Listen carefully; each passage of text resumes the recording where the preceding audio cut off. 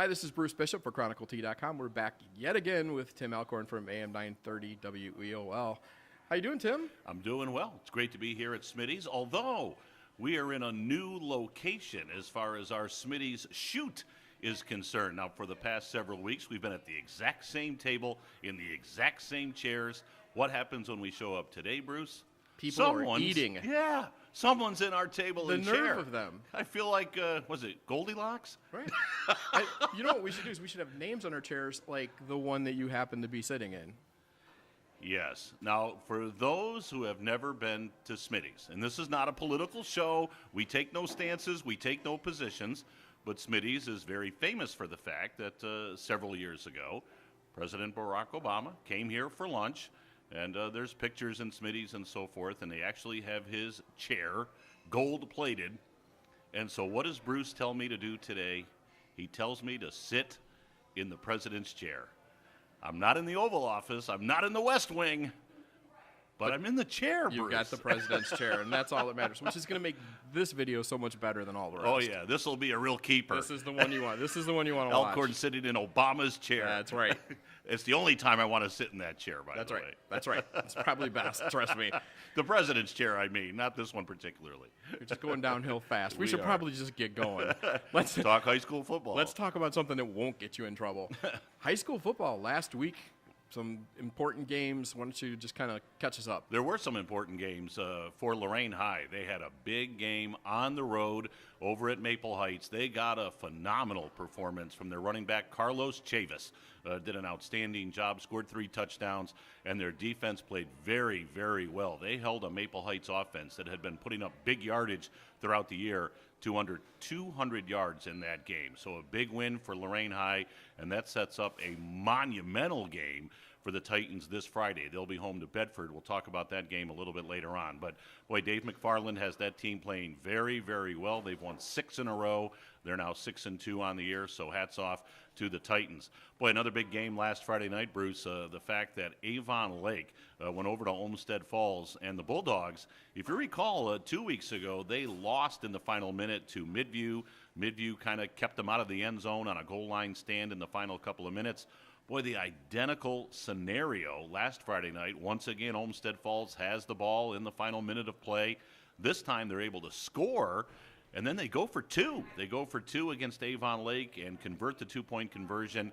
Their outstanding quarterback, Hutke, he ran it in for the 2-point conversion, and they beat Avon Lake by 1 point. So a thrilling win for the Bulldogs last Friday night. That puts Avon Lake in a tough spot now.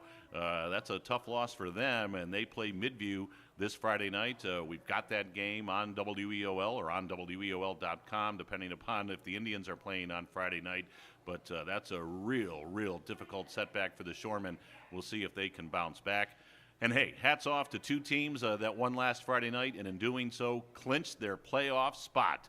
The Midview Middies with a big win, another huge performance from their great quarterback, Dustin Crum. They knocked off Lakewood in pretty convincing fashion.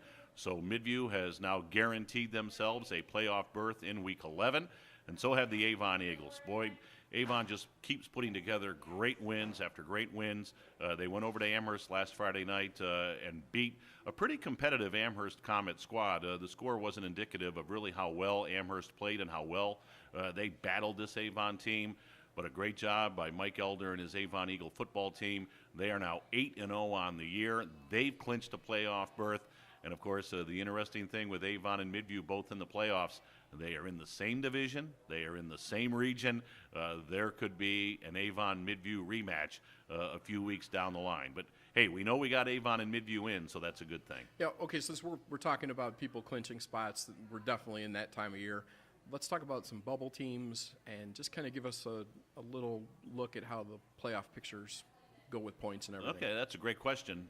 We know Avon and Midview are in, so Friday night, November 4th, don't make any plans if you're an Eagle fan or if you're a Midview fan. They are definitely in the playoffs. Bubble teams, that's a good word to describe it. Lorain High, I mentioned their big win last Friday night against Maple Heights.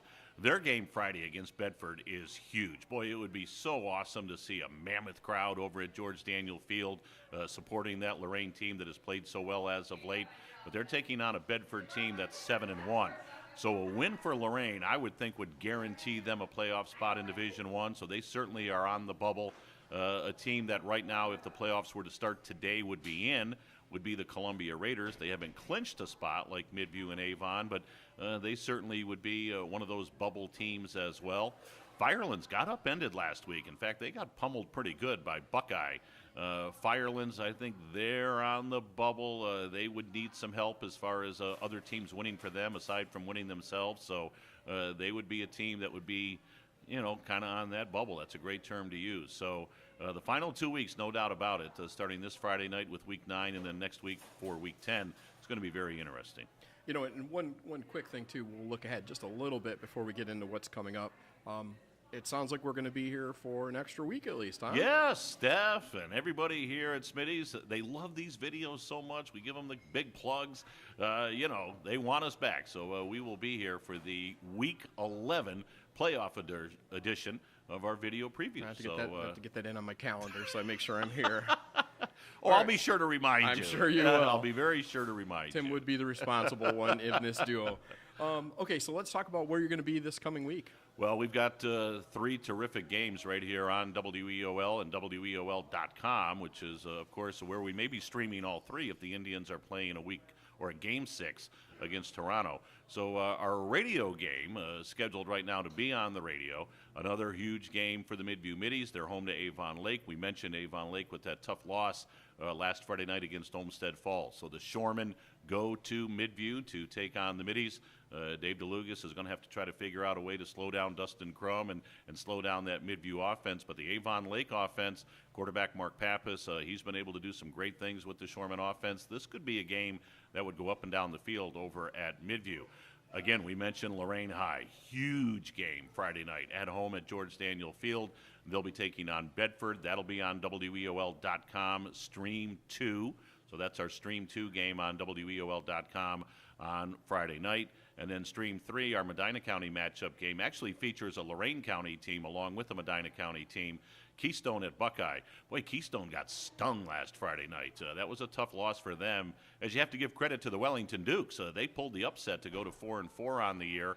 I know Coach Sean Arno over at Wellington has to be thrilled with that win for Keystone. We'll see if they can bounce back as they take on a very, very good Buckeye Buck football team. So 3 big games this Friday night on WEOL and on our website, WEOL.com. That sounds good. Okay, time for our super subtle segue as you put on your prognostication cap. I get to put on the Smitty's hat. Smitty's cap. This is Steph's favorite part of the video. I'm sure it is. She loves when I put on that Smitty's cap. Yeah. Some people call it my thinking cap. I very rarely think. I call it my Smitty's cap. This man will do anything for a free baseball cap. It's the saddest thing. Oh, trust me, I'm paying for the cap at some point. I'm sure. So let's cover your prognostication for the week. Oh, my prognostication. Well, you asked me before we started rolling who's going to be in the playoffs. We know Midview and Avon are in. Now, don't forget, folks, you can go to joeidle.com. joeidle.com. I'm sure Bruce is going to spell it out for you here. Absolutely. But really, the expert as far as the computer points are concerned. So if you go there, you'll see Midview and Avon have absolutely clinched their playoff berth. Mentioned earlier, Lorain, certainly with a win this Friday night, would clinch their berth. They would punch their ticket to the playoffs. Columbia, I think, will get in. I think they're going to close out the year with a couple of wins that'll put them in the playoffs. So I think you're looking at least 4 teams in Lorain County with Avon, Midview, Lorain if they can get by Bedford, and certainly Columbia. Bubble teams we talked about earlier, there's a couple that are right on the fringe.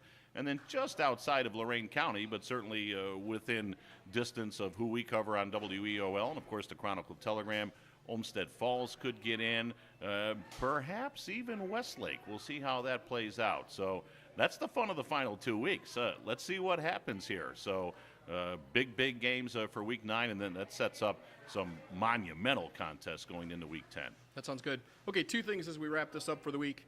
I want to pass out a congratulations to Tom and Deb Tomaszewski, just absolute beloved Midview sports people. They I just didn't got know we were married last doing week. plugs here on the show. We're doing plugs. And of course, I'd love to throw a curve for you. Congratulations to your son. Tell us why. Well, I have two sons, so which one do you want me to talk about here? The son that made us have to film early today. Well, my son Ryan, the youngest of our four, is down at Ohio University, and he has made a very prestigious singing group down in Athens. So I'm going to be venturing to OU to watch my son Ryan sing. So very proud of him. Very proud of all four of my kids. So if Kara, you're watching down in Columbus, or Alyssa, you're watching, or Sean, you're watching, I'm proud of all four of us. You do great things. Wait, you are Mr. Cover I had everything. better do that. Good man. Good thing we don't do this live. Everybody know your house is going to be empty for the next 4 hours. All right, Tom. Tom, Yes, whatever. it's Tim. We're still talking It's about Tim Tom. Alcorn. That's Alcorn. Maybe Bruce will spell that out. That's as right. well. We'll spell out your Twitter handle. It'll be all covered. Tim, have a good weekend. Bruce, you too. Folks, get out there, watch some high school football, support these kids. They're doing a great job. And come here to Smitty's. Speaking of a plug, Jeff Kazmuzak from Hickory Nut Golf Course texted me the other day. He said, Tim, I see you talking about Smitty's every week on the video. I'm coming down there. I'm checking it out. He had a great meal. So take it from Jeff. Take it from us. Come down here to Smitty's. All right. We'll see you later. All righty, Bruce.